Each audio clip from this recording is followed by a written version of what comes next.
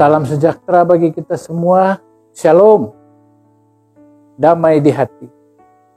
Bapak, Ibu, Saudara, dimanapun berada, yang menyaksikan pelayanan firman Tuhan melalui channel YouTube Marturia Jemaat Bukit Kasih Girian Permai, wilayah Bitung 13. Perenungan firman Tuhan saat ini merupakan perenungan gereja Masih Injil di Minahasa sepanjang minggu berjalan mulai tanggal 9 sampai dengan 15 Februari 2025 yang terambil dalam Ulangan pasal 31 ayat 9 sampai dengan ayat yang ke-13 dengan tema bulanan Terang Yesus Kristus menerangi era digital, gereja yang mengajar dan mengembalakan, dan tema mingguan mendengar firman agar hidup takut akan Tuhan.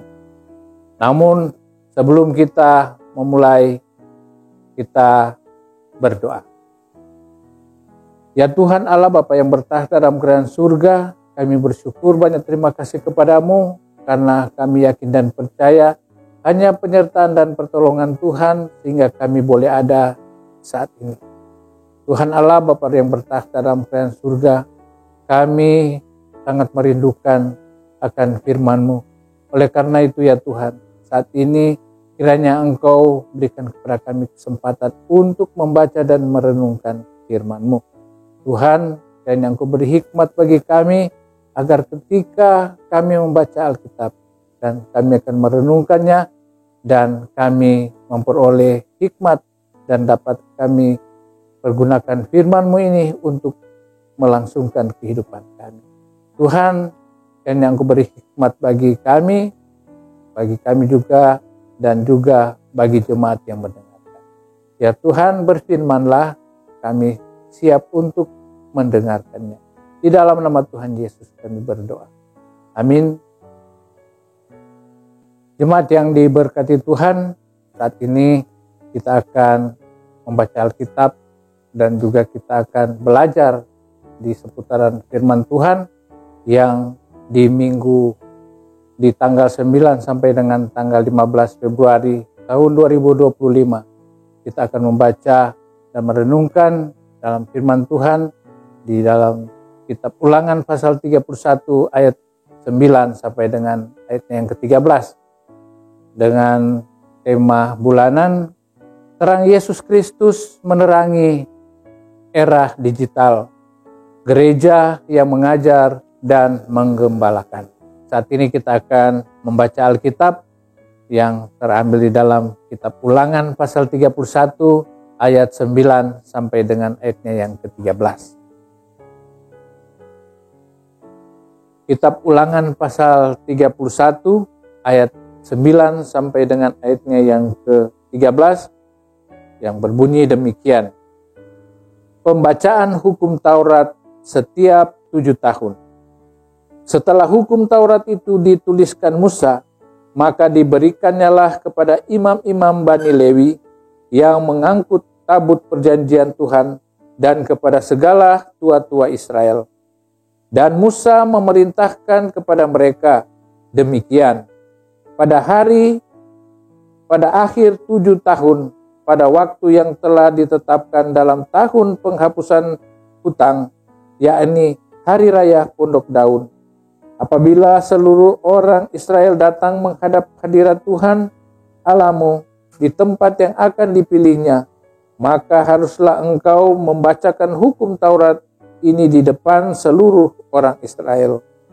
Seluruh bangsa itu berkumpul, laki-laki, perempuan, dan anak-anak, dan orang asing yang diam di dalam tempatmu, supaya mereka mendengarnya dan belajar takut akan Tuhan Allahmu, dan mereka melakukan dengan setia segala perkataan hukum Taurat ini. Dan supaya anak-anak mereka yang tidak mengetahuinya dapat mendengarnya dan belajar takut akan Tuhan Allahmu selama kamu hidup di tanah kemana kamu pergi menyeberangi sungai Yordan untuk mendudukinya. Sampai di sana pembacaan Alkitab. kiranya firman lewat Alkitab membawa kita dalam kehidupan yang takut akan Tuhan. Jemaat yang diberkati dan dikasihi oleh Tuhan Yesus. Alasan pemilihan tema, sebuah penelitian dari Global Overview Report memperlihatkan bahwa pada tahun 2021 Indonesia berada di peringkat ke-9 penduduk yang paling banyak menggunakan teknologi digital, dan tahun 2023 naik menjadi peringkat ke-4. Hal ini menandakan Indonesia juga menjadi salah satu negara yang begitu melek teknologi. Namun pada hakikatnya, apabila kita merenungkan hal ini, maka ada dampak positif dan negatif. Positifnya adalah teknologi digital tentu banyak membantu kehidupan manusia, seperti penggunaan internet, memudahkan kita untuk mendapatkan informasi dan dapat digunakan juga sebagai sarana dalam memberitakan firman Tuhan. Di sisi lain, ada dampak negatif yang begitu mencolok, seperti relasi menjadi semu, artinya bertemu tetapi tidak menjadi interaksi dan komunikasi antara satu sama lain, karena sibuk dengan gadget masing-masing. Hal ini juga menjadi tantangan dalam kehidupan berjemaat, sebab tidak adanya interaksi dan komunikasi akan berdampak pada keutuhan keluarga dan proses pewarisan iman dalam persekutuan jemaat dan keluarga terabaikan. Gereja bertanggung jawab untuk memperdengarkan dan mengajarkan firman Tuhan dan menolong warga gereja untuk beriman kepadanya. Teks Ulangan 31 ayat 9-13 ini menjadi bahan perenungan untuk menghidupi tugas panggilan sebagai gereja di tengah era digital. Teks bacaan ini akan dibahas di bawah tema mendengar firman agar hidup takut akan Tuhan. Pembahasan teks Alkitab dan naskah Ibrani menyebut kitab Ulangan sebagai adbarim, artinya perkataan yang diambil dari permulaan kitab ini yang berbunyi, inilah perkataan-perkataan yang diucapkan Musa kepada seluruh orang Israel di seluruh sungai Yordan.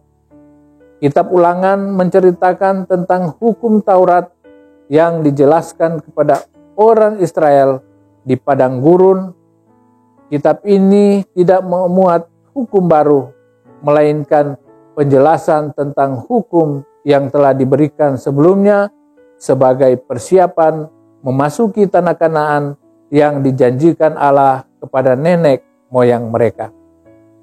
Musa mengatur beberapa hal bagi masa depan bangsa Israel, seperti mengalihkan kepemimpinan kepada Yosua, pembacaan hukum Taurat setiap akhir 7 tahun, menyanyikan pembebasan Israel, dan memberkati suku-suku Israel. Itu berarti Allah tetap memelihara janji untuk terus menyertai Israel. Secara khusus, teks yang direnungkan saat ini, Ulangan 31 ayat 9 sampai dengan 13, memuat amanat Musa kepada imam-imam dan semua tua-tua Israel untuk membacakan hukum Taurat bagi bangsa Israel pada setiap akhir 7 tahun, yaitu pada Hari Raya Pondok Daun. Hari Raya Pondok Daun ini adalah salah satu dari 3 perayaan tahunan di Israel. Perayaan ini dilaksanakan sebagai bentuk pengucapan syukur kepada Allah karena panen di musim gugur dan menjadi pengingat pada pertolongan Tuhan bagi nenek moyang mereka ketika mengembara di padang gurun. Pemberian hukum Taurat kepada bangsa Israel begitu penting. Tujuannya agar hukum Taurat tetap terpelihara di setiap generasi, serta orang Israel setia dan taat melakukannya. Teks Ibrani menggunakan kata Taurat untuk menggantikan hukum, namun arti dasar kata itu adalah instruksi orang tua kepada anak-anaknya. Seorang teolog, Jacob Neusner, mengatakan bahwa pada dasarnya Taurat adalah bahasa kasih Allah kepada manusia, sehingga harus terus-menerus diajarkan dari generasi ke generasi. Ulangan 31 ayat 9-11 mengatakan bahwa setelah hukum Taurat itu ditulis, Musa memberikannya kepada imam-imam Bani Lewi dan para tua-tua Israel.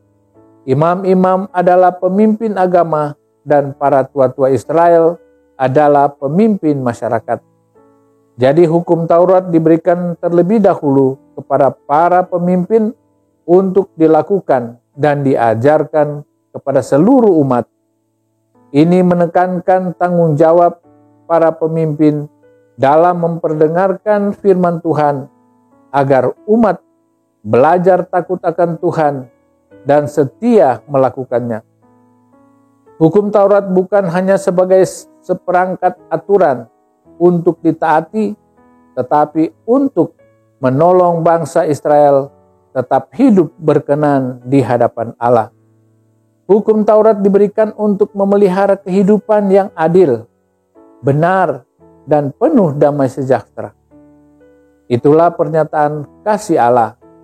Dia dalam ayat 12 dan 13 menyebutkan perintah mendengarkan hukum Taurat ini juga diberikan kepada segenap bangsa Israel, meliputi laki-laki, perempuan, anak-anak, bahkan orang asing, yaitu pendatang yang hidup bersama-sama dengan bangsa Israel. Ayat ini juga menyebutkan kata mendengarkannya, belajar takut akan Tuhan, dan melakukan dengan setia sebagai satu rangkaian perintah. Kata mendengar berasal dari akar kata syama, yang berarti mendengar, memperhatikan, mengetahui, memahami, dan melakukan apa yang didengar. Sehingga kata ini mengandung makna ketaatan.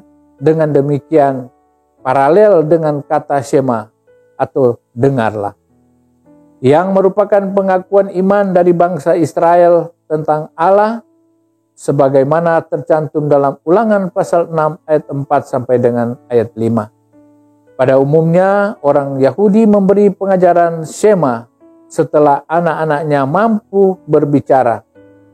Hal ini penting bagi orang Yahudi sebagai bentuk penyertaan komitmen kepada Tuhan. Teks ini menegaskan bahwa Allah menghendaki seluruh lapisan orang Israel, mulai dari anak-anak sehingga orang dewasa, memiliki kesediaan untuk mendengar serta taat melakukan perintah Allah itu. Jadi mendengar perintah Tuhan bukan hanya sekedar membuka telinga saja, tetapi juga memahami segala perkataan dan melakukannya dengan sungguh-sungguh, taat dan setia. Sedangkan belajar takut akan Tuhan berasal dari terjemahan asli Lamdu Leyara et Yahweh. Lamdu dari kata dasar lamat yang dalam perjanjian lama sering dikaitkan dengan proses belajar mengajar. Kata tersebut menegaskan suatu tindakan untuk membuat seseorang tahu tentang sesuatu.